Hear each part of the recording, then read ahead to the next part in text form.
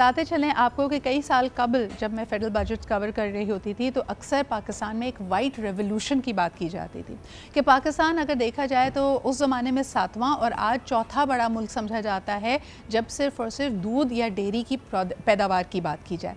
लेकिन अनफॉर्चुनेटली ये दूध हमारे मार्केट्स में पहुंच नहीं पाता और ये हालत है हमारी कि आपने देखा ही होगा कि पाकिस्तान जो कि अब आबादी के हवाले से इंशाल्लाह बहुत जल्द चौथा बड़ा मुल्क बन जाएगा, यहाँ के बच्चे मैल नरिश्ड हैं। यहाँ पे एक जो निगहदाश्त बच्चों की होनी चाहिए, जो उनकी ग़िज़ाई किल्लत है, वो एक क्राइसिस की तरफ जा रही है।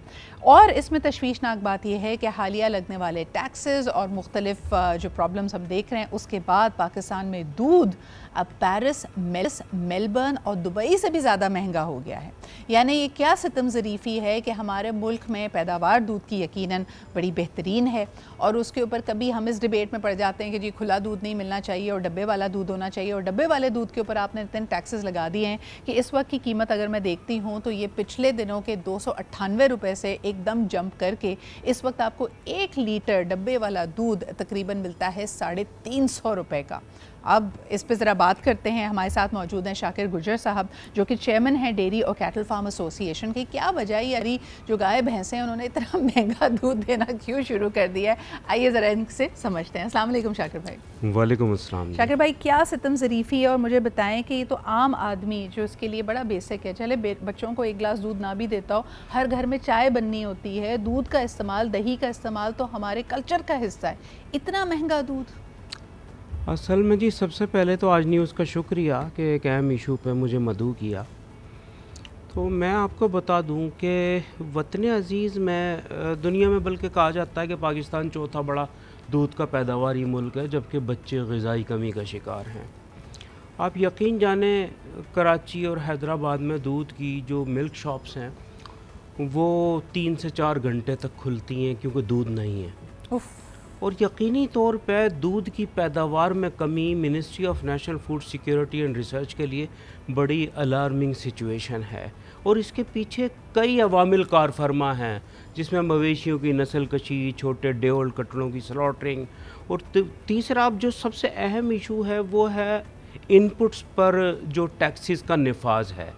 और यकीनी तौर पर आप पाकिस्तान मवेशियों की ज़रूरियात का हम जो पाकिस्तान 45% चारा व अजनास पैदा करता है वो भी मिडल ईस्ट एक्सपोर्ट कर दिया जाता है, और जो बाकी मानताब अजनास हैं जो हम इंपोर्ट करते हैं, पाम कर्नल केक, सोयाबीन और दीगर, देखें इसका इम्पेक्ट सिर्फ दूध पे नहीं आ रहा इस टैक्स के निफाज का, इससे दूध, गोश्त, मुर्गी और अंडा जो अशियाए ज़रूरिया है वो मज़ीद महंगी होने जा रही हैं। तो मैं उसमें ये कहूँगा कि हुकूमत वक्त को अपनी पॉलिसीज़ पर नज़रसानी करनी चाहिए, उसे छोटे किसान समेत प्रोसेसर्स को हिट नहीं करना चाहिए। शाकिर भाई, मुझे ये बताएं कि लोग कहते थे कि वाकई हमारी मईशत और इक़्तिसादियात उस नहज पे जा रही हैं कि अगर आपके पास पैसा होगा भी, आप पैसे लेके मार्केट में जाएंगे और चीज़ आपको नहीं मिलेगी। ये जिस तरह कीमतें बढ़ रही हैं, एक आम आदमी की दस्तरस से तो निकल रही हैं चीज़ें, लेकिन जो आपने बैक एंड के इशूज़ यहाँ पर हाईलाइट किए हैं कि देखिए जी, जब माल मवेशी होंगे नहीं, उनको खाने पीने का चारा होगा ही नहीं, तो पैदावार में कमी आएगी, सप्लाई इस कदर कम हो जाएगी कि आपके पास पैसे भी हों। कल आप और मैं 500 रुपए का भी 1 लीटर दूध लेने के लिए अगर जाएंगे मार्केट में तो हमारी किस्मत है, अगर आप लेट हो गए तो हो सकता है आपको दूध ना मिले। तो इस सिचुएशन को कैसे ओवरकम किया जाए? असल में जी देखें, सबसे अहम बात यह है कि मैंने पहले भी अर्ज़ किया आपसे कि इसमें बहुत सारा जो इन्हिसार है वो गवर्नमेंट की पॉलिसीज़ पे है, और यकीनी तौर पे इसमें चारों सूबों के महकमा live stock, ministry of national food security and research और मिनिस्ट्री ऑफ कॉमर्स, ये सब शामिल हैं। मैं उसमें ये कहूँगा कि आप कहती हैं 500 रुपये लीटर दूध, 500 रुपये लीटर अब भी नहीं मिलेगा दूध आपको, सिर्फ जब 3 से 4 घंटे तक दूध की दुकानें खुल रही हैं। अगर डिमांड एंड सप्लाई की मार्केट की तरफ हम जाते हैं, जो डिमांड एंड सप्लाई की, कराची में हमने एक ओपन दूध मंडी कायम की हुई है जो डिमांड एंड सप्लाई का तयन करती है, वहाँ दूध आज 13,000 रुपये मन है, और आने वाले ये जो मुहर्रमुल हराम में तो दूध वैसे ही नहीं मिलेगा क्योंकि दूध की सबीलें और दीगर उसके लिए डिमांड बढ़ जाएगी, सप्लाई कम हो जाएगी। तो मैं बहुत ज़्यादा ज़रूरी है कि कोई बेहतरीन पॉलिसी चारों सूबों को साथ लेके वफाक बनाए। शाकिर भाई फिर ये भी ज़रा बताइए कि जो ये पैकेज दूध है, यानी खुला दूध नहीं, जो पैकेज दूध है, इनके पास जो सप्लाई आ रही है वो कैसे यकीनी बनाते हैं? क्या वो ज़्यादा पैसे देते हैं ग्रोअर्स एंड फार्मर्स को? उनका क्या कलेक्शन मैकेनिज़्म है? असल में जी देखें, मैं आपको एक बात बताऊं, जब मियां साकिब निसार साहब की अदालत में डब्बाबंद कंपनीज़ का केस खुला था, तो वहाँ से ये इंकशाफात हुए थे, ये मीडिया रिपोर्ट्स में आपको बता रहा हूँ कि कंपनीज़ की 5 लाख लीटर की एक कंपनी की परचेज़ थी और 85 लाख लीटर की सेल्स थी, और एक कंपनी की 3 लाख लीटर दूध की परचेज़ थी और 63 लाख लीटर दूध की सेल्स थी। इसकी कोई जस्टिफिकेशन नहीं थी कि वो दूध कैसे बढ़ा। तो हाँ। वो यकीनी तौर पे वतन अजीज़ में स्किम मिल्क और वे पाउडर से दूध बनाने को फ़रोग़ दिया जा रहा है, इनकी पॉलिसीज़ की बुनियाद पर गवर्नमेंट की। इतना बड़ा, यानी आप कह रहे हैं कि तकरीबन लगभग अगर देखा जाए तो 10% या 15% की प्रोक्योरमेंट होती है और वो फिर इतने गुना बढ़ के मार्केट में बेचा जाता है। ये उनकी अपनी बुक्स कह रही हैं। जी हाँ, देखिए मैं बताऊं, इन कंपनीज़ को लाइसेंस इसलिए दिए गए थे कि ये वतन अजीज़ के किसानों से परचेज़ करें, ना कि पाकिस्तान को वे पाउडर स्किम मिल्क डंप करने का गोदाम बना दिया जाए। देखिए ना, नीदरलैंड्स की एक कंपनी ने हमारी एक दूध की कंपनी ख़रीद ली है। यकीनी तौर पे वहाँ की कोऑपरेटिव सोसाइटी ने जो ये दूध की कंपनी ख़रीदी, वो वहाँ से दूध ला के तो फ़रोख्त नहीं करेंगे ना। यहाँ का किसान तो ख़त्म होने जा रहा है ना।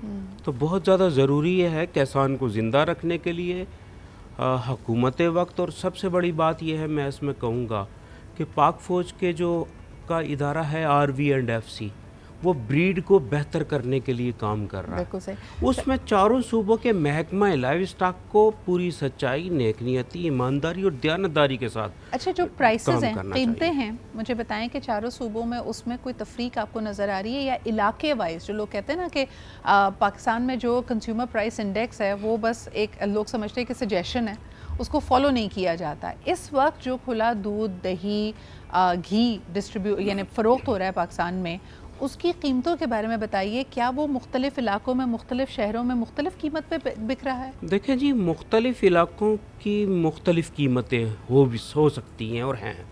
वो मैं बताऊं कि कराची एक कंक्रीट का जंगल है, यहाँ की कीमत कुछ और होगी, और एक जो ज़रई इलाका होगा वहाँ की कीमत कुछ और होगी।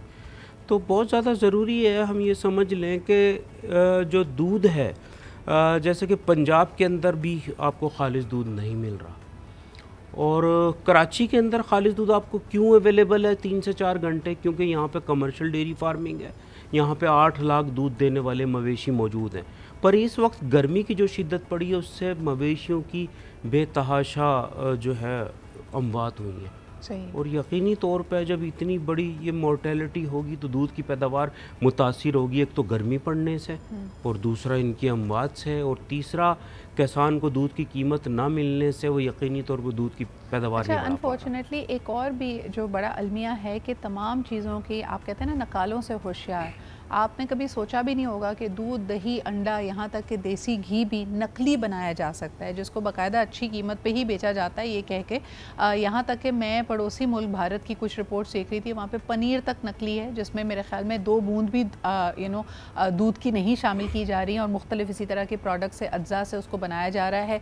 हर ठेले पर आपको मिल जाएगा पनीर पकौड़ा, और उसके अंदर बड़ी यानी हेफ्टी अमाउंट में, जेनरस अमाउंट में पनीर है, लेकिन उस पनीर का दूध से कोई ताल्लुक़ नहीं है। इसी तरह कल एक रिपोर्ट आई जिसमें उन्होंने कहा कि देसी घी, जो कि गाय के दूध से बनने वाला देसी घी है, उसके बारे में भी कहा गया कि ये अडल्ट्रेटेड है, नकली है, मुख्तलिफ केमिकल से बनाया गया है। इस तरह की रिपोर्ट शाकिर भाई पाकिस्तान में भी आपके सामने आ रही हैं?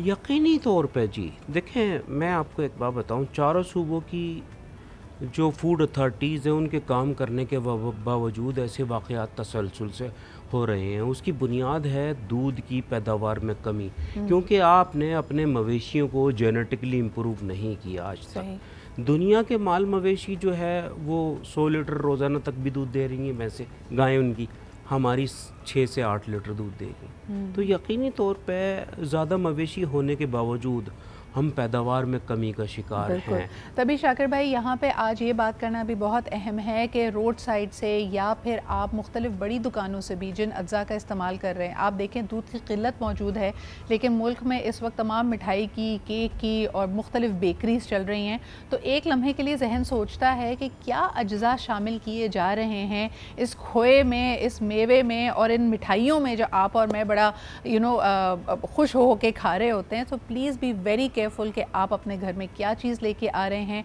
और यकीनन इस बात के ऊपर तवज्जो देना हुक्काम बाला का काम है। बहुत शुक्रिया शाकिर भाई हमारे साथ मौजूद थे, chairman of the dairy and cattle farm association in Pakistan.